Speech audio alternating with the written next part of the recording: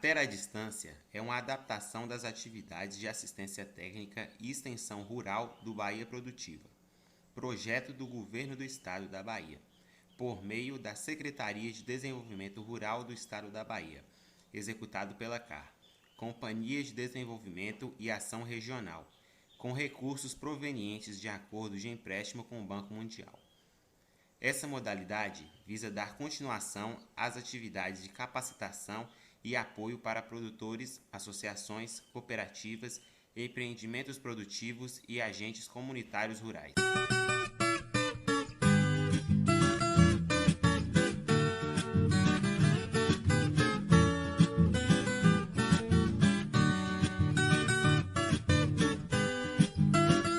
E para dar uma contextualizada, não podemos esquecer, nós estamos executando um Bahia Produtiva na região do extremo sul da Bahia. Eu faço parte da equipe técnica do Terra Viva e nós fomos contratados para dar assessoria técnica aos projetos do Bahia Produtiva na região. E na cadeia produtiva da apicultura, hoje nós temos o projeto da Apiex, em Teixeira de Freitas, que eles têm uma parceria com o Mucuri. É um projeto bem grande que envolve uns 150 apicultores. O Bahia Produtiva também tem um projeto no assentamento 4045, lá já tá na criação, já distribuiu os kits com 20 produtores. E não deixando de lembrar de todas as nossas outras comunidades, e também tem muita gente que cria abelha na Associação de Produtores Rurais, Associação de Mulheres, a exemplo das Mulheres do Muntum, aqui em Itaém também tem muito produtor. Igrejinha, que nós também tivemos um início de trabalho lá também pela cá. E agradecer a presença dessas comunidades para estar recebendo esses conhecimentos, e principalmente Danilo, que tem bastante experiência. Eu sou formado em zootecnia. Atualmente, hoje, estou morando aqui em Caravelas e trabalho pela Suzano. Sou responsável técnico pelo programa Colmeias, um projeto social da Suzano, e que nós atendemos os apicultores através das associações e comunidades. Então, vou até Jaguaré, atendendo o pessoal. E esse trabalho que nós realizamos é realmente na parte técnica, no campo, capacitando, visitando os apiários, realizando as ações necessárias para que o homem do campo, que o produtor, venha realmente ter uma renda e fazer com que eles realmente acreditem nessa atividade. Todo mundo sabe que a apicultura é uma atividade que hoje tem um grande apelo comercial e ambiental e que realmente gera renda para o homem do campo. Tanto com o mel, uma coisa que nós realizamos muito aqui é tirar esse negócio da cabeça do apicultor e da sociedade, que trabalhar com abelha não é só produção de mel. Eu costumo dizer que aquela caixinha de abelha ali é uma indústria. Se o apicultor souber trabalhar, ele vai colher o mel, tirar o pólen, própolis, apitoxina. Então, assim, é uma cadeia de produtos que nós podemos trabalhar e que vai gerar realmente a renda para o homem do campo. Realmente a apicultura, é isso que você fala, ela é apaixonante enquanto atividade humana e é mais interessante ainda enquanto atividade econômica, né? A diversidade, a integração que a apicultura permite dentro da propriedade, né? Todos os sistemas necessitando da apicultura e especialmente a apicultura fazendo a parte da, vamos dizer assim, uma compensação ambiental, né? Os serviços ambientais que a apicultura nos permite fazer numa propriedade, né? Eu fico muito agradecido quando eu estou com as comunidades aqui do programa Colmeias e quando eu estou contigo também, para a gente aprender muito. Como diz, realmente a apicultura ela é uma atividade que, como diz Alex, apaixonante, só que antes disso, para nós que mexemos com agroecologia, e a apicultura todo mundo sabe que ela dá umas ferradas e tem um veneninho, então tem uma relação aí de alguns que não querem aproximar tanto da apicultura. Então, quando a pessoa ela começa a criar abelha, ela começa realmente a respeitar o meio ambiente e começa a preservar mais, né, Danilo? Então, isso aí já é um passo para os apicultores, que eles já estão um passo à frente de um produtor, porque a abelha ela requer essa preservação da maioria das plantas e ainda evita o uso do fogo. Então, realmente, os apicultores, eles já têm um papel, além de tudo isso que Danilo vai falar e fala dessa apicultura, que não é só a produção de mel, ele já tem um trabalho agroecológico, um trabalho ambiental, que ele está se desenvolvendo aí, né, com a criação de abelha dele. Aí, Danilo, a gente vê que todo mundo cria abelha, e quando a pessoa ela não tem tanto conhecimento da apicultura, ele acha que a abelha ela é lá do mato e ele só vai meio que extrair a produção dela. E nossa live aqui hoje ela está pensando mais nessa questão da alimentação de inverno, com cuidado com as colmeias ali. Então eu queria que você explicasse para a gente aí, para os apicultores, que a gente tem nesse extremo sul aí, apicultores de vasta experiência, de 20, 30, acho que até 40 anos de experiência, e temos bastante apicultor que está entrando agora na atividade. Então, eu queria que você explicasse um pouquinho quais as condições que requer essa alimentação da abelha. E aí você já pode explicar tranquilo essa questão da alimentação de abelha, e quando a gente faz essa alimentação e por quê. Fabiano, isso aí é um tema muito importante, porque é um assunto muito importante, porque muitos apicultores pecam nesse detalhe. Quando eu estou ministrando os cursos, estou em encontros com os apicultores, eu sempre faço uma pergunta para eles. Quando eles criam galinha, quando eles criam gado, cavalo, por que todo mundo se vira para ir na rua comprar milho, comprar ração, comprar sal mineral, para alimentar os animais? E a abelha, ninguém se preocupa em alimentar as abelhas. A abelha é um inseto, é um animal, e que precisa da sua parte nutricional, precisa se alimentar. A abelha consome muita água durante o dia, e que nós temos que ter cuidado. E um desses fatores da falta de alimentação ou da má alimentação das abelhas acarreta no prejuízo futuramente aos apicultores. Porque as abelhas, tem uma musiquinha que fala assim, você foi embora e nem me deu tchau. A abelha também é assim. Se a abelha passar fome, ela vai embora e não deixa recado. Ela não deixa lá uma cartinha para você, ó, eu estou indo embora. Então, assim, quando elas saem da entre-safra, naturalmente, quando vai chegando o inverno, devido a fatores climáticos, principalmente, chuva, frio, muito vento, o enxame enfraquece. Então, se você não colocar uma alimentação para esse enxame se manter, e você, teoricamente, falar para ele assim, ó, fique aqui nessa caixa, que vai passar esse período crítico, quando chegar aqui na região, nós estamos no extremo sul da Bahia, chegar mais ou menos setembro, que começa a floração do nativo, vai vir uma época boa e aí vai ter a alimentação de fartura para você. Então, essa alimentação que a gente fala tanto, ela é classificada em dois tipos. A alimentação proteica e a alimentação que nós oferecemos para ela, o xarope. Esse xarope nada mais é do que água com açúcar. Então, você vai estar alimentando essas abelhas com o xarope, uma alimentação energética, para falar para ela ficar ali naquela caixa, naquele período crítico, muita chuva, muito frio. A alimentação proteica é uma alimentação que nós fornecemos à base de soja. Existem várias formulações, né, na literatura. Se você chegar e colocar na internet ração para alimentação de abelha, você vai encontrar vários tipos de rações. Então, a base que nós trabalhamos aqui, que são ingredientes fáceis de ser encontrado e relativamente barato, é uma ração com soja, trigo e milho. Então, são ingredientes fáceis, em casa de produtos naturais, aqui na região nós encontramos. Dependendo do apicultor e da região onde ele mora, existem receitas que o pessoal utiliza algaroba, levedura de cerveja. Então, são vários ingredientes que você pode estar colocando para enriquecer a alimentação das abelhas e fazer com que o seu enxame, que o seu apiário se mantenha nesse período crítico e o seu prejuízo não seja tão alto, porque você não tenha prejuízo. Afinal de contas, quando você tem uma grande quantidade de enxames, se você perder 10 enxames, vamos dizer assim 10%, no final do ano ou no final da safra, a sua quebra de produção é muito grande.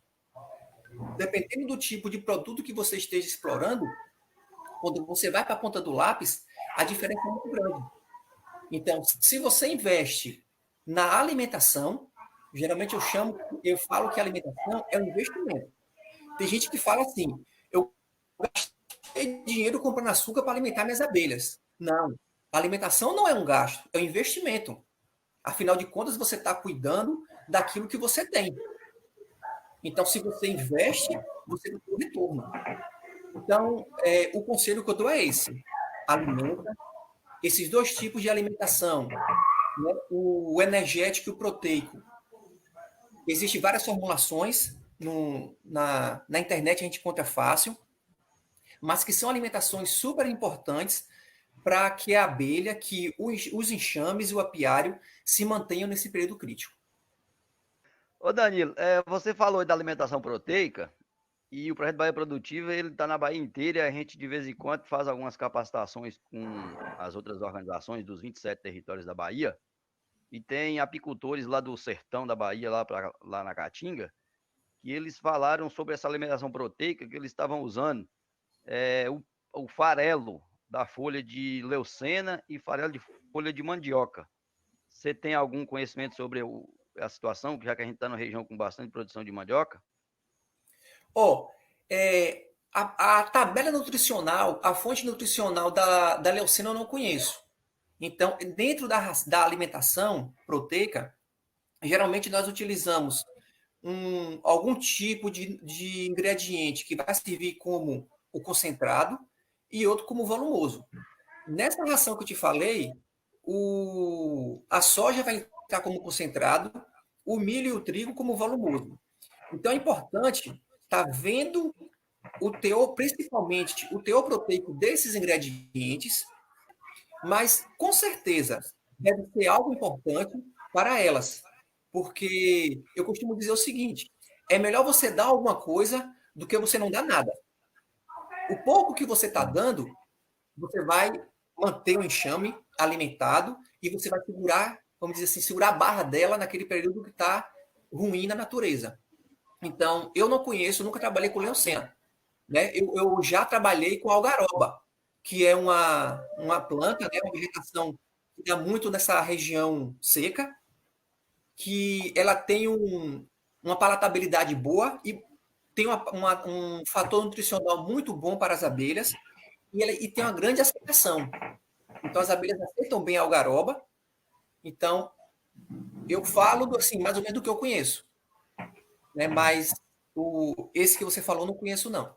Mas, com certeza, se o apicultor pegar, desidratar esse produto, triturar ele em partículas pequenas e desenvolver uma formulação ideal e adequada que as abelhas vão ter uma aceitação boa, com certeza elas vão consumir. E a parte nutricional, né, vai ser suprida com essa ração. Então, talvez seja uma alternativa para que os nossos apicultores pequenos consigam produzir uma proteína na propriedade. Realmente, ele deu dois exemplos que o sertanejo já usa, né, que é a mandioca e a leucena, e você falou da algaroba. Então, realmente são alternativas que nossos apicultores podem ir aprendendo, né?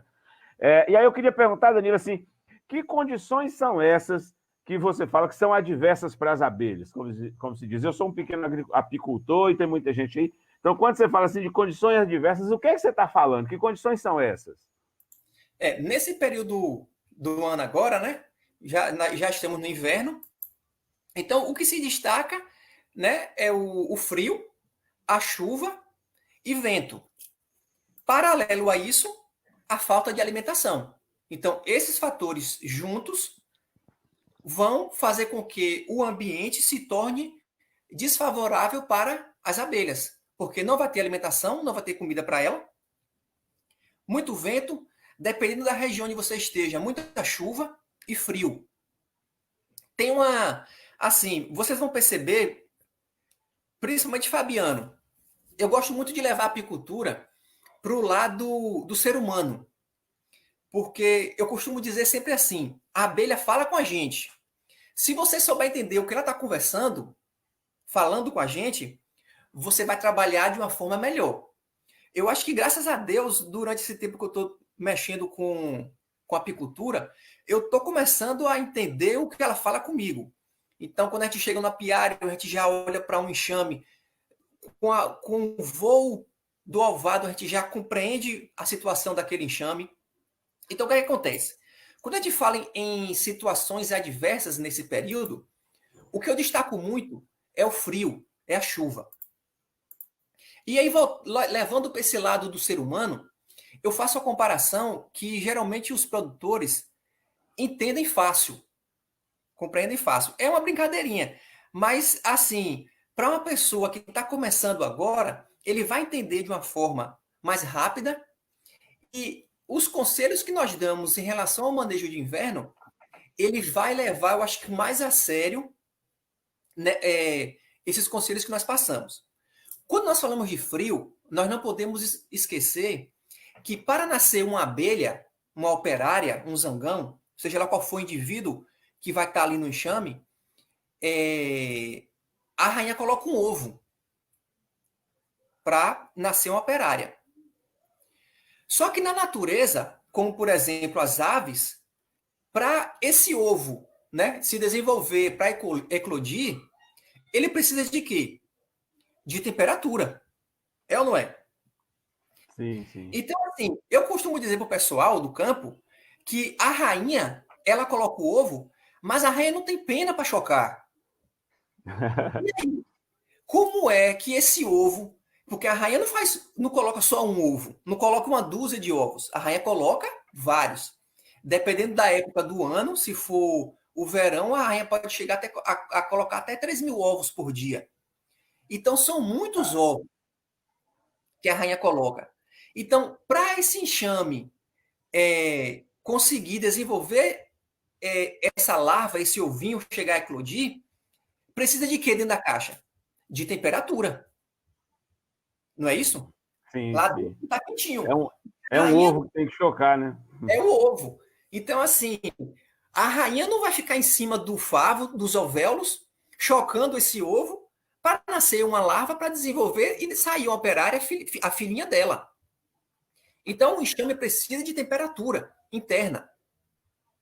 Então, aí onde vem os conselhos, né, as técnicas que nós passamos para os apicultores, que é a redução de alvado, retirada de quadros velhos, que eu não sei se a Alex vai comentar ou me perguntar alguma coisa em relação a isso aí, mas o período crítico é isso aí, Alex. São os cuidados que nós temos e que nesse período do ano agora se destaca o frio, vento e, paralelo a isso aí, a falta de alimentação. Quando chove, a situação ainda fica pior. Por quê? A flor está lá aberta na natureza. Quando Alex vai para a rua, Alex pega aquele guarda-chuvazinho dele, abre e vai para a rua. Está se protegendo. A flor não tem guarda-chuva para ela. Então, quando a chuva cai na flor, lava. Então, que alimentação em um período desse vai ter para as abelhas? Entendeu? Então, é isso aí. Então, o apicultor tem que entender essa situação, chegar num apiário e falar como eu vou fazer para minhas abelhas estarem protegidas. Então, a redução de alvado, retirar o excesso de melgueiras dos enxames, fazer a alimentação na hora certa. Dentro da alimentação, existe a alimentação de manutenção e alimentação estimulante.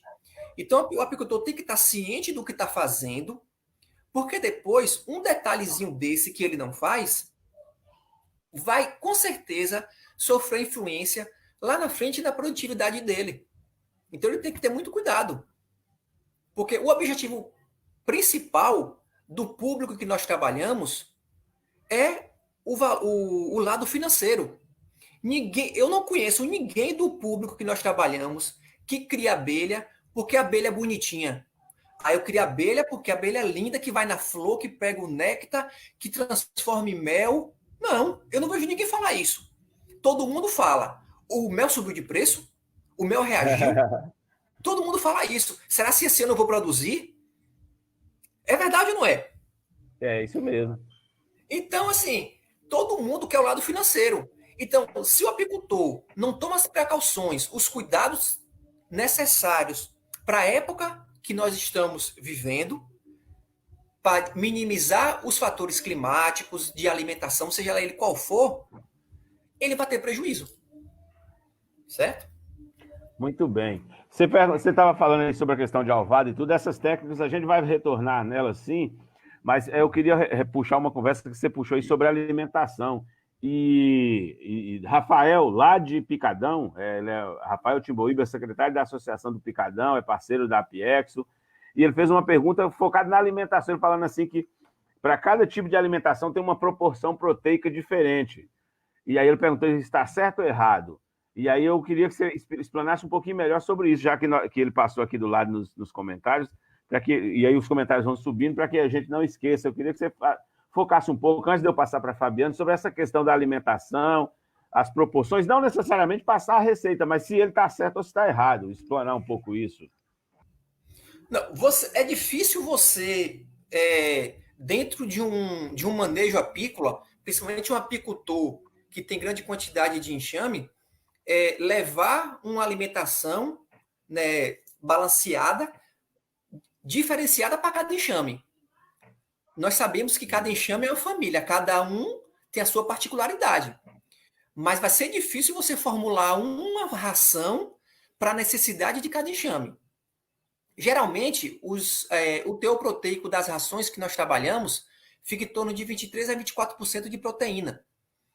Então, no caso dele que mora no Picadão, uma ração fácil que dá para ele fazer e trabalhar, Rafael, né? Rafael, isso. Viu, Rafael? Se você tiver com caneta, você anota aí. 400 gramas de extrato de soja, 300 gramas do farelo de trigo e 300 gramas do fubá de milho. Aí forma 1 quilo. Nesse 1 quilo, você coloca 3 quilos de açúcar. Mistura tudo. Se você prefere colocar ela seca, fica a critério de cada um. Eu prefiro umedecer.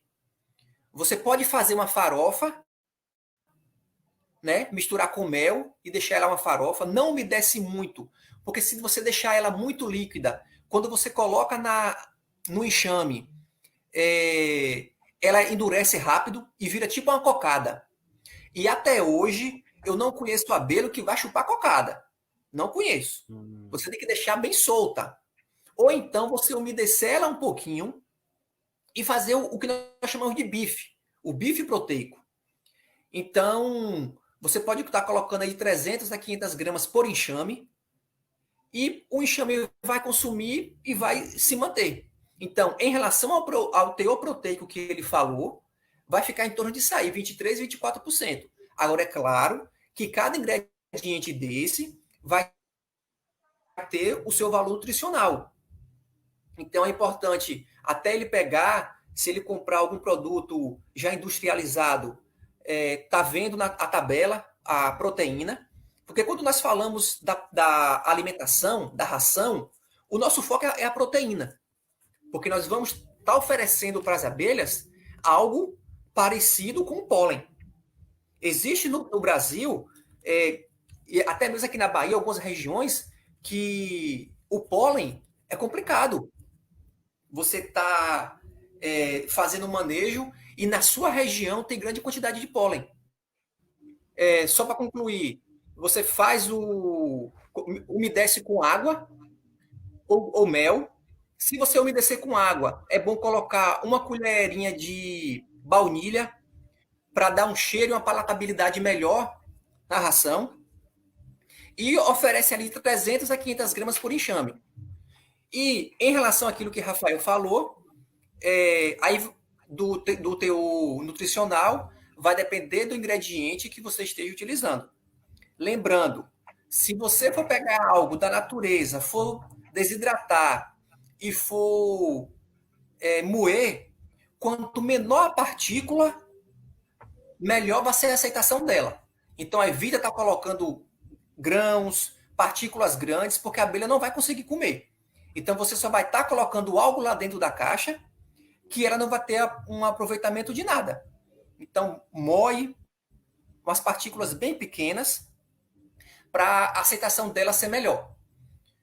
Em relação ao que Deise perguntou, da alimentação estimulante, o que acontece? Aí é o xarope. Dentro da alimentação energética, existem 2 tipos. A alimentação de manutenção, que é o que nós oferecemos nessa época do ano agora, em um fornecimento menor por enxame. Aí você pode estar fornecendo 1 a 2 vezes por semana, para falar com a abelha, para ela ficar ali, aguenta aí um pouquinho, que daqui a 1 mês, 2 meses, o negócio vai melhorar. Quando vai chegando 45 dias mais ou menos para a floração principal da sua região, aí você entra com alimentação estimulante. Essa alimentação estimulante você vai colocar com a frequência maior, 3, 4 vezes por semana, alimentação para os seus enxames. A rainha vai aumentar a postura, e com o aumento dessa postura da rainha, quando chegar daqui os 45 dias, a floração, o seu enxame está forte, muito populoso, e na primeira semana, na primeira quinzena de floração, o seu enxame já começa a produzir mel, já começa a armazenar.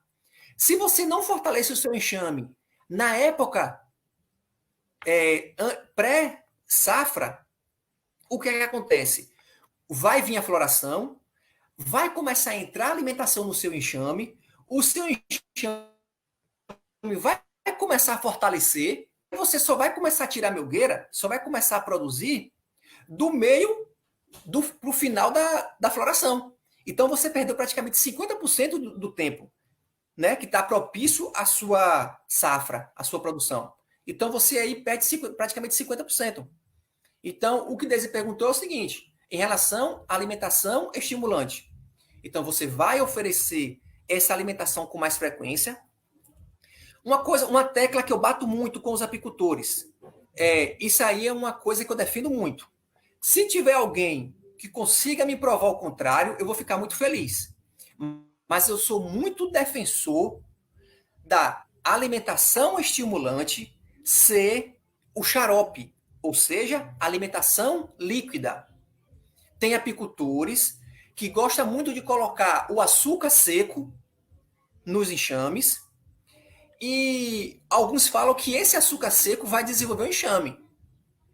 Eu não conheço. Então, esse açúcar seco vai servir para manutenção, para elas estarem se alimentando nessa época. Agora, para desenvolver enxame, eu sou muito defensor do xarope. Aí eu volto para uma historinha que eu conto. Quando chega a floração, o enxame começa a crescer, porque está entrando néctar no enxame. A abelha vai, pega o néctar na natureza e traz para a casinha dela. E começa a armazenar, para transformar em mel. Ou seja, esse néctar é líquido. Então, como é que você quer simular uma alimentação natural, que é líquida, oferecendo algo que é sólido?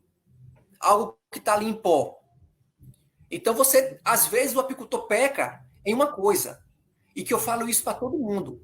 Às vezes, nós gasta dinheiro e fornece errado, né? Isso. Então, assim, o apicultor tem peca em uma coisa. Ele quer fazer com que a abelha faça o que ele quer. E ele não faz o que a abelha precisa. E aí ele peca. Então, nós temos gente que está fazendo o que elas precisam e não o que nós queremos. Isso aí vai em vários setores. Se nós começarmos a falar aqui de cera alveolada, tem gente que coloca a cera de um jeito que muitas vezes a abelha pode recusar. Se for falar de melgueira, tem pessoas que colocam a melgueira na forma errada, na época errada. Então, assim, o apicultor tem que procurar aprender um pouco na biologia do inseto, do animal que ele está trabalhando, para começar a compreender o que ela está falando para a gente. Mas o apicultor quer que o enxame desenvolva com algo que ela pega na natureza, que é líquido, ele está colocando um pó. Então, assim, cada um tem o seu caminho. Mas eu sou muito defensor da metodologia que desenvolvimento de enxame, fortalecimento de enxame é alimentação líquida. Seja ela individual, seja ela coletiva, da forma que for, mas seja líquida. Ô Danilo, a gente tem visto aí que existe a colmeia padrão. E você falou uma palavra aí, alvado e tal. E como diz, vamos falar bem para todo mundo entender. E o que a gente vê na prática, Alex falou que eu gosto de ficar desafiando o que já está certo, né? Mas não só sou eu sozinho, não, porque os agricultores, eles têm mania de fabricar sua caixa. Então, os agricultores aí que já estão até com a fabricação de caixa meio que padrão Medeiros Neto, padrão Itaém, padrão Teixeira. E a gente tem observado vários olvados de tamanhos diferentes, inclusive uns muito pequenos, e ter esse olvado do tamanho padrão. E aí, quando você falou de alvado, diminuiu ou não diminuiu o alvado, eu queria que você explicasse melhor para a gente sobre essa questão do alvado, dos diferentes tipos de alvado e sobre esse manejo do alvado nessa época da alimentação e agora nessa época de inverno aí. Então, o modelo que nós trabalhamos aqui é o modelo Longstrot. Então, isso já é um padrão universal. Existem vários modelos no mercado, mas o modelo que nós trabalhamos é ele. É esse, o Longstrot. Então, o que acontece? Quando nós falamos em redução de ovado, você pode estar reduzindo esse ovado com um pedacinho de madeira, com uma espuma. Os tipos de ovado existem aqui na região, lá na Igrejinha, você conhece muito bem, trabalha muito com um modelo de ovado chamado desse. Porque quando chega na época do verão, o enxame sofre muito com a temperatura alta. E aí você começa a prejudicar a sua produção, porque a abelha deixa de pegar o néctar e vai pegar água no campo, com esse ovado pequenininho. Para esfriar a com caixa. o modelo Longstrot, você consegue controlar a temperatura. Se está muito frio, você pega uma ripinha de madeira, chega lá e fecha. Se tem uma espuma, você chega lá, coloca uma espuma. Se está fazendo muito calor, você abre. Então você consegue fazer esse manejo, esse jogo de colocar e tirar e ajudar as abelhas no controle interno da temperatura. Porque não é só de calor que as abelhas precisam em excesso. Se está muito calor lá dentro, elas vão estar ali no alvado, batendo asa para fazer a corrente de ar, para ter uma circulação, o vento, a temperatura de dentro sair. Elas vão no campo pegar água. Então nós temos que estar aprendendo e observar muito esse comportamento das abelhas, porque senão o apicultor vai estar, vamos dizer assim, está dando um tiro no pé. Ele vai estar com o equipamento de trabalho errado, fazendo da forma errada, e depois vai falar que a abelha não presta. Acontece muito isso. Ele faz a coisa errada e depois fala, não, trabalhar com apicultura eu não quero, porque eu tentei e não consegui, eu não produzi nada. Mas será se a culpa foi das abelhas, foi da natureza ou foi dele? Entendeu? Então, o modelo, isso que você me perguntou, o modelo que nós trabalhamos é o Longstrot. Então, na internet você acha fácil, tranquilo, e que dá para a gente trabalhar aqui na região de uma forma sossegada. Muito bom. Danilo, agora eu vou fazer as perguntas que eu te falei. Primeiro, assim, o Tiago Santos, lá de Nilo Peçanha, ele pergunta: após o inverno, precisamos continuar com a alimentação, após a grande quantidade de chuvas e de ventos? Aí depois veio uma outra que foi o seu Eloy, que eu posso alimentar só com xarope de água e açúcar, ou eu tenho que pôr o promotor de crescimento? E também o uso do mel cristalizado, como que se daria? Que aí o Carlos Ribeiro está perguntando, como que faz? Então, assim, aí essa pergunta dele é muito pertinente, porque muitos apicultores, quando termina... Como foi a pergunta dele? Após o inverno é necessário... após uma grande chuva, se continua alimentando. Quando termina o inverno e inicia a floração, alguns apicultores continuam alimentando. E isso é errado. Por quê? A abelha vai produzir mel do que é natural. Tem apicultores, tem produtores que colocam lá no seu rótulozinho mel 100% natural. Se você continua alimentando essas abelhas com água e açúcar, o seu mel vai ser um mel com água e açúcar. Vai ser um xarope.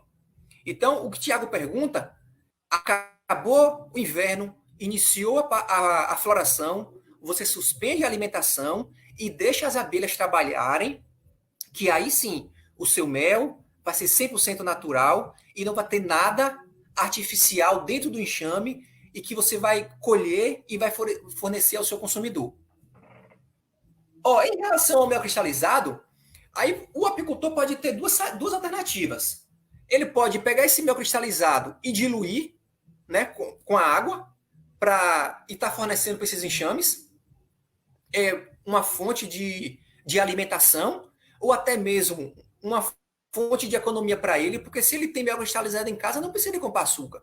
E ele vai estar oferecendo para os enxames o alimento 100% natural, que é o que elas precisam.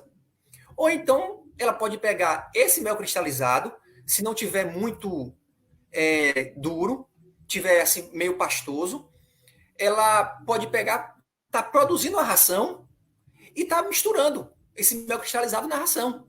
Então, vai aumentar ainda mais o valor nutricional dela, da ração. Então, particularmente, eu acho que essas duas saídas são suficientes para o aproveitamento do mel cristalizado. Ok. Deise, muito bem essa sua colocação, Deise, você colocando aqui sobre a questão do espaço abelha. Realmente, quando se faz as caixas em qualquer lugar, né, a colmeia é feita em qualquer lugar, sem padrão, acaba reduzindo muito a movimentação das abelhas, dificultando a formação do alvéolo, dificulta o trabalho na hora de extrair o mel. Realmente é uma trabalheira louca. Eu mesmo já tive esse problema aqui, comprei umas caixas, ganhei, na verdade, umas caixas e na hora de extrair o mel ficava muito difícil, porque era bem diferente o padrão. E as abelhas também faziam num padrão bem diferente. Não, a pergunta lá do senhor Eloy, Eloy isso. Ele fala sobre se ele pode usar só xarope, água e açúcar, ou tem que pôr o promotor de crescimento, entendeu? Pronto, vamos lá. Seu Eloy, coloca aí no chat onde a região que o senhor mora, para eu responder aqui melhor. Mas basicamente é o seguinte, eu sou muito defensor que a alimentação de abelha é água e açúcar. Existe receitas por aí, existem fornecedores e técnicos que recomendam a utilização de promotores. Até uns 2 anos atrás, o pessoal estava utilizando muito o promotor ele é de Cascavel, ele acabou de dizer, ele é de Cascavel. Ei, então, internet, assim, hein? O pessoal estava utilizando muito o promotor L, né? E tem muitos outros produtos que o pessoal utiliza na alimentação.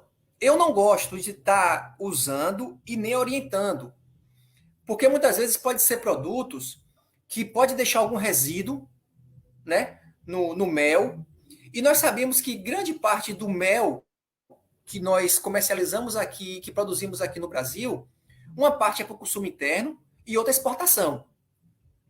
E se um mel desse chega lá em outro país com algum resíduo, se o mercado já está ruim, já está difícil para todo mundo, imagina se a gente pede um mercado grande aí. Não é? Então, assim, eu não aconselho. Eu sou muito a favor de estar utilizando a água com açúcar para estar desenvolvendo e alimentando os enxames. Se o apicultor tem mel, né, pode estar oferecendo, mas é basicamente água com açúcar que eu aconselho. Eu perguntei a Eloy onde ele morava. Por quê? Aqui na região onde nós moramos é uma região litorânea.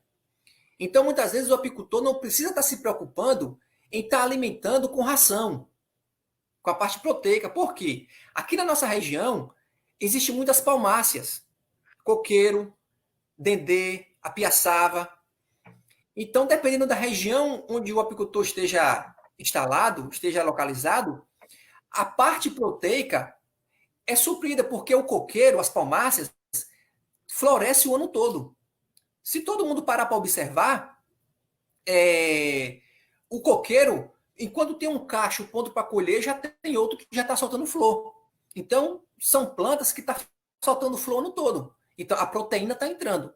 Foi por isso que eu perguntei para ele, né, em que região ele morava, para tirar essa dúvida minha. Mas como ele mora lá em Cascavel, no Paraná, eu não conheço a região, então ele tem que estar verificando, mas eu, particularmente, eu não aconselho. Está utilizando de artifício para estar alimentando e depois está prejudicando não só também os enxames, mas como também o mercado, né? O mercado local, regional ou até mesmo nacional. Atrapalha a cadeia inteira, né? Isso.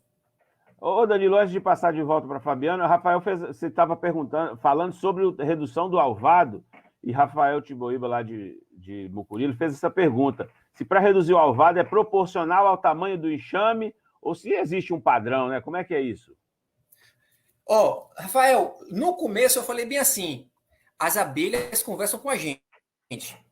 Então, se você chega no seu apiário e ela te fala e você consegue entender que você chegou no seu apiário nessa época do ano, ela está fechando o alvado com própolis, o que é que ela está te falando?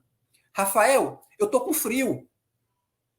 Então, fecha a porta aqui da minha casa, me ajuda, porque a temperatura aqui tá, o bicho está pegando. Então, você tem que ter esse jogo de cintura. Então, o enxame em si ele consegue se proteger. Mas se a natureza for muito severa, ele vai tomar as precauções de defesa dele. Vamos agora para o verão. Rafael chega no apiário dele, tá aquele enxame, aquele bolo de abelha para fora, as abelhas batendo asa, o ovado dele, que ele fechou no inverno, ele não abriu.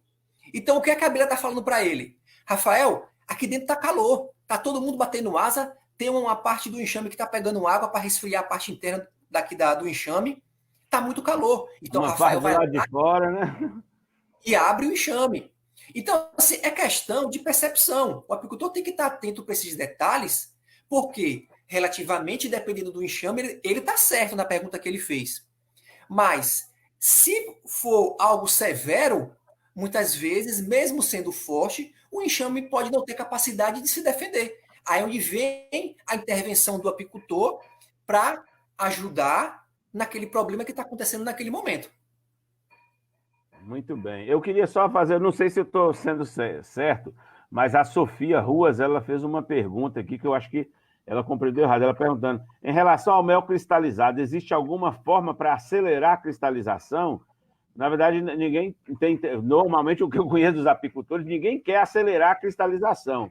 Quando Danilo fala de usar o mel cristalizado, é que o mel cristaliza e o mercado muitas vezes não quer, e aí você utiliza isso para alimentar as abelhas, né, Danilo? É uma pergunta, assim, aqui para a região que as pessoas não gostam de mel cristalizado, é uma pergunta diferente, né? Nós não estamos acostumados a esse tipo de pergunta, mas é interessante. Então, se ela quer aumentar o tempo o tempo de cristalização desse mel, se ela quiser induzir, o que é que ela pode fazer? Pode estar colocando esse mel em um ambiente mais frio, ou se ela tem algum mel cristalizado em casa, ela pode pegar um pedacinho desse mel cristalizado e jogar dentro do mel líquido. Que esse mel cristalizado vai começar a criar cristais e vai aumentar a cristalização e tomar conta de tudo. Então ela pode induzir a cristalização pegando um pouco de mel cristalizado e jogando dentro. Ou então colocando em um ambiente com a temperatura mais baixa. Agora, é claro que cada mel, dependendo da sua composição físico-química, ele tem as suas características. Alguns cristalizam mais rápidos, outros mais lento, mas todo o mel verdadeiro, ele vai cristalizar. Uma hora ele cristaliza. Beleza, olha só, eu quero passar para Fabiano e depois eu volto nessa pergunta de Deise que vai entrar na tela aí. Fabiano. Não, como diz, eu também quero fazer pergunta, né? Já que Danilo está aí para nos assessorar. E não sei se nós vamos sair um pouco da alimentação. E como eu frisei que tem gente iniciante, eu acho que nós não falamos essa proporção de açúcar e água. E você falou 3, 4 dias por semana, e às vezes tem o cara que é o apicultor, ele quer alimentar as abelhas e acaba dando excesso de xarope. Para esclarecer melhor essa questão da quantidade do açúcar e a forma de preparo do xarope. e a quantidade fornecida, porque tem apicultor que quer fornecer muito alimento para a abelha em excesso, aí pode prejudicar também. Então, na alimentação energética, você pode estar fazendo uma alimentação que nós chamamos de 1 para 1, 1 litro de água para 1 quilo de açúcar. Você pode, em cada alimentação, estar fornecendo aí de 300 a 500 ml por enxame. E na alimentação de manutenção, você pode estar colocando aí 1 ou 2 vezes por semana, que é aquela alimentação que eu falei antes, que você vai falar com a abelha o seguinte: fica aí, não vai embora não, que logo logo a situação vai melhorar. Quando chegar em mais ou menos 45 dias antes da floração principal da sua região, aí você entra com alimentação estimulante, que vai ser 3 ou 4 vezes por semana, que você vai induzir a rainha a aumentar a postura, consequentemente o seu enxame vai fortalecer, e quando chegar a florada, o seu enxame já vai estar apto a estar produzindo, está enchendo a melgueira. Mas a proporção é essa, 1 para 1. Muito bom, muito bem. Danilo, eu queria agora passar na pergunta de Deise, eu não sei se ela vai entrar na tela para você aí, mas Deise pergunta o seguinte, para você frisar um pouco sobre a importância da troca e renovação de cera nas colmeias, qual a importância disso para a colmeia? Então, isso é um fator muito importante. É assim, nós sabemos que durante o período de safra e entre safra, os favos nunca deixam de ser utilizados. Não é? Então, a rainha está fazendo postura, está nascendo as crias, e toda vez que nasce uma cria, as abelhas, as campeiras, elas limpam esse ambiente para a rainha fazer uma nova postura. E cada limpeza que as abelhas fazem, elas passam própolis. Então, é como se fosse uma parede que vai recebendo várias vezes uma camada de tinta. Os alvéolos. E eles vão ficando mais grossos. O que acontece? Com o passar do tempo, se o apicultor não trocar essa cera, não colocar cera alveolada, e aí vem uma discussão também muito grande. Se a gente começar a falar de cera aqui, a gente vai até meia-noite. Uma discussão muito grande, porque cada um tem a preferência de um jeito. Danilo prefere e aconselha colocar cera inteira. Tem gente que coloca guia, tem gente que coloca pela metade, tem gente que coloca transversal. Então, cada um vai colocar do que acha melhor. Eu prefiro colocar uma cera inteira, porque eu tenho uma justificativa que é melhor colocar a cera inteira. Mas em relação à pergunta de Deise, é isso aí. É a renovação, Deise, da própria família. Isso vai implicar vários fatores em relação à postura da rainha, ao tamanho da abelha, ao tamanho das operárias. Se você começa a ter muitos favos velhos, muitos favos escuros, quanto mais o tempo passa, esses alvéolos vão ficando menores. Se o alvéolo está apertado, está menor, consequentemente, suas abelhas serão menores. Então, a carga de alimentação que essa abelha vai trazer do campo vai ser pouca. Então, isso vai implicar em quê? O resultado final vai ser uma baixa produtividade. Então, se você tem cera nova no seu enxame, abelhas graúdas, então tudo isso vai proporcionar o quê? Ao apicultor? Uma produção daquilo que ele espera.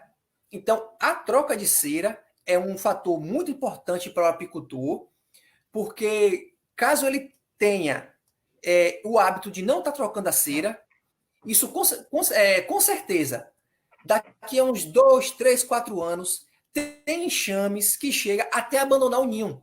Beleza. Ô, Danilo, nós temos uma consideração aqui que, na verdade, Carlos Ribeiro comentando sobre que o tamanho do alvado, a redução dele não é só pela temperatura, mas também para defender de invasores. Ele pergunta se é correto e, na verdade, você explicou que sim, né, que também tinha isso, né, de que reduzia o risco, vamos dizer assim, do predador entrar no enxame. O apiário limpo é o primeiro passo. Eu queria que você falasse um pouco sobre isso, sobre a questão da limpeza do apiário, a proteção dos cavaletes, que nesse momento de inverno, que o enxame está mais fraco, isso é cada vez mais necessário, né? Esse é um fator muito importante, porque muitos apicultores, eles se preocupam em ter um enxame reforçado, eles se preocupam em vários detalhes. Só que quando chega na limpeza do apiário, ele peca nesse assunto. E um dos problemas muito grandes que nós temos aqui na região, eu não sei em outras regiões, que tem gente aqui até do Paraná, o pessoal pode até estar comentando aí, nós temos o problema aqui de formiga de correção. Então, se você manter o seu apiário sujo, que vai proporcionar e ter uma probabilidade dos inimigos estarem ali, vamos dizer assim, morando, né, chegando para atacar os seus enxames, você vai ter prejuízo. Tem alguns apicultores que estão utilizando de várias alternativas, né? Tem gente que coloca um plástico no suporte, né? Que nós chamamos aqui de cavalete. Tem gente que passa óleo queimado, tem gente que passa graxa. Uma coisa que tem que ter cuidado. Tem algumas regiões do Brasil, como aqui no extremo sul, alguns lugares têm a certificação orgânica. Então, o apicultor tem que estar tendo cuidado com o que utiliza diretamente no campo, se for algum produto químico, se for, como por exemplo, o óleo queimado, a graxa, porque ele pode estar prejudicando uma região toda, né? Imagine se uma região dessa pede uma certificação orgânica. Então, o cuidado com o apiário, com a limpeza, é fundamental. Eu costumo dizer que a apicultura, a limpeza começa dentro do próprio apiário. Porque, afinal de contas, nós estamos trabalhando com alimento. E esse alimento que nós estamos trabalhando, ele não passa por nenhum processo de beneficiamento que vai calor, como mel, que ele vai ser congelado para matar algumas impurezas. Não, o mel sai do campo e vai direto para o consumidor. É claro que ele passa pela centrifugação, decantação, pelo processo que todo mundo já conhece, mas ali é um alimento. Então, se você tem sujeira no seu apiário, com certeza, lá na casinha de mel, a coisa também não vai estar muito boa, não. Então, a limpeza, a higiene começa dentro de casa, dentro do apiário, onde as abelhas estão trabalhando. Você já percebeu aí que o seu Sérgio Murilo está fazendo uma pergunta que todo consumidor faz, né? Como que descobre que o mel é verdadeiro? Eu queria passar para Fabiano fazer a pergunta, e quando você responder, Fabiano, você já responde, seu Sérgio Murilo. Você põe aí análise de Lugol. É uma análise fácil, simples, com iodo. Então, de uma forma simples e barata, com R$2, R$3, você resolve isso aí, essa dúvida que todo mundo tem. Esse negócio de estar pegando fósforo e riscando, melando com mel, eu não acredito, não. Então, seu Sérgio, pesquisa aí no YouTube, análise de Lugol. Você vai comprar o iodo a 2% na farmácia e vai fazer, e você vai ter certeza que o produto é falsificado ou não. Ô Danilo, você falou aí, a gente tem observado na região, na época da florada mesmo, no verão, que as abelhas estão a todo vapor, a gente tem visto aí até 5 melgueiras num enxame só. Então tem apicultores que até acham meio que um absurdo colocar esse tanto de melgueiras, que trabalha com 1, 2 melgueiras, mas nesse processo aí da manutenção do enxame no inverno, o que você tem recomendado sobre essa questão da manter ou não manter a quantidade de melgueiras e qual o número de melgueiras que você aconselha o trabalho na apicultura? Então, em relação às melgueiras, existem vários métodos que você pode trabalhar. O que eu aconselho é você retirar aquilo que o enxame não está utilizando. Se você tem um enxame que tem 4, 5 melgueiras, você levantou a tampa. A primeira que você abriu, você olhou, não tem abelha nenhuma. Se ela não está em cima, porque ele não está utilizando. Então, você vai retirar. Né? Então, quem vai te falar a quantidade de melgueiras que vai sair é o próprio enxame. Porque se você vai retirando, está com 5. Daqui a 15 dias você volta, não tem abelha nenhuma, vamos supor, de cima para baixo na quarta, você tira. Daqui a 1 mês, 2, se você deixou só uma melgueira e tem uma quantidade boa de abelhas nessas melgueiras, ou nessa melgueira, você vai deixar, porque a população desse enxame é o suficiente para povoar o ninho e, em cima, a melgueira. Então, relativamente, ela que vai te falar. Agora, é claro que existe aí apicultores, existem estudos que utilizam de artifícios para fazer com que a melgueira fique no ninho. Como, por exemplo, eu falei de Fábio aí de Onápolis. Isso. Fábio, lá em Onápolis, ele utiliza uma tábua com uns furinhos que evita, diminui o espaço, mas permite o acesso das abelhas do ninho para a melgueira.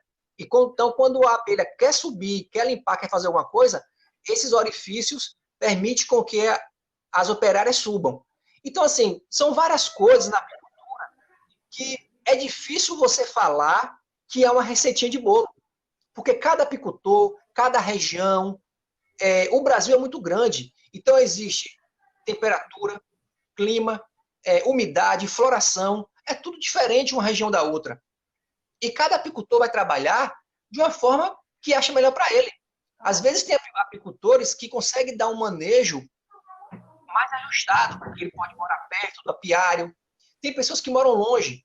Então, para fazer o manejo é mais complicado. Então, cada um vai se adaptar e trabalhar da forma que pode, mas contanto que faça alguma coisa. Entendeu? Então, Ok. a relação a essas melgueiras que você perguntou, até o próprio enxame vai te falar. Fabiano, ó, essa melgueira de cima aqui, você está vendo que não tem ninguém trabalhando aqui em cima. Então, você pode retirar. Nas de baixo, o enxame está com uma população boa. Então, tem grande quantidade de abelha. Então, você deixa, aguenta mais um pouquinho. Quando o enxame for enfraquecendo mais, você vai tirando. Então, é questão de observação. É entender o que a abelha está te falando e você colocar em prática. Que o agricultor, o apicultor, né, tem que estudar suas abelhas, estar sempre perto delas para entender. E aí, sempre perguntando, você com sua experiência, você recomenda que ele vá no apiário, visite o enxame dele de quantos em quantos dias? Aí vai depender do tipo de produção que ele está trabalhando. Por exemplo, se Alex tem um apiário para pólen, Alex tem que ir no apiário todo dia. Se Fabiano tem um apiário que produz própolis, você tem que ir, no mínimo, aí 2 vezes por semana, porque as tiras pode ter algum enxame mais acelerado, que já fechou, e você tem que fazer a colheita. Então, depende do que você está trabalhando, depende também da época do ano e do manejo que você vai estar realizando. Por exemplo, Deise perguntou em relação à cera. Quando chega a entre-safra, você pode até tirar o pé do freio um pouquinho, mas você tem que fazer alimentação de subsistência. Quando vai chegando a florada, os 45 dias que eu falei, então você vai estar retirando o quadro velho, pode estar retirando grande quantidade de melgueira. Então, assim, na produção de mel, dependendo da época do ano, é de 8 em 8, ou até mesmo antes, porque você tem que tirar, você tem que recolher, você tem que fazer a reposição desse material. Quando você tira um quadro velho do enxame, logo você tem que colocar a cera de volta. Então, isso é muito relativo. Cada apicultor tem uma quantidade de enxames, cada apicultor tem uma experiência. Então, tem algum apicultor que vai chegar com a sua experiência e resolver uma grande quantidade de enxame, uma grande quantidade do manejo dos seus enxames rápido. Tem outros que vai demorar mais. Então, isso é muito relativo. Da época do ano, do manejo que está sendo utilizado, da experiência do apicultor, mas não importa o tempo, mas que o apicultor faça. E tenha sempre isso em mente. Não faça com a abelha aquilo que você quer. Faça o que ela precisa. Mas eu agradeço principalmente a Danilo, que deixou esse tempo para nós aí, e que já é um profissional super requisitado na região. A gente já tinha feito esse planejamento pelo Bahia Produtiva, e eu achei super importante essa live para mim e para os apicultores da região inteira. Como eu falei no início, a gente tem 2 grandes projetos na região, pelo Bahia Produtiva, só que tem várias famílias que criam abelha nas comunidades. E agradecer a participação de todos. Teve alguém que fez uma pergunta aí em relação ao Demarré. Ele é até um colega nosso de trabalho. Isso, Adriano. Eu vou pedir permissão para ele para responder no privado, porque assim, o Demarré já é um manejo mais avançado. E eu tenho certeza que aqui, no momento, tem apicultores que estão iniciando agora. E às vezes a gente fala algo, comenta, e que pode influenciar a pessoa a estar fazendo essa atividade. E por ser um manejo mais avançado, algo mais minucioso, pode influenciar e pode ser algo negativo. Então, eu queria pedir desculpa para ele, mas eu prefiro falar com ele no privado, a gente está sempre se falando pelo Zap, para não estar influenciando ninguém. Né? Sim, Mas sim. é um manejo muito interessante, né? Muito legal, que ele pode estar fazendo, mas tem que ter muito cuidado. São várias ações que nós estamos aqui há alguns anos trabalhando e que, com certeza, aquele que leva a sério tem surtido efeito. Né? Eu costumo dizer que aquela indústriazinha que nós olhamos ali no apiário, basta ele saber estar utilizando. Porque a apicultura, trabalhar com abelha não é só produzir mel. Existe uma cadeia de produtos que está gerando uma renda principal ou secundária para a família. Então, gente, assim, eu estou à disposição de vocês. Infelizmente, com essa pandemia, o nosso trabalho foi um pouco afetado. A gente está fazendo muito trabalho em casa mesmo, mas com fé em Deus isso aí vai passar. E logo, logo a gente está no campo, né, suando, derramando suor aí com o pessoal, até as coisas voltarem ao normal. Tá certo? Então, muito obrigado a todos.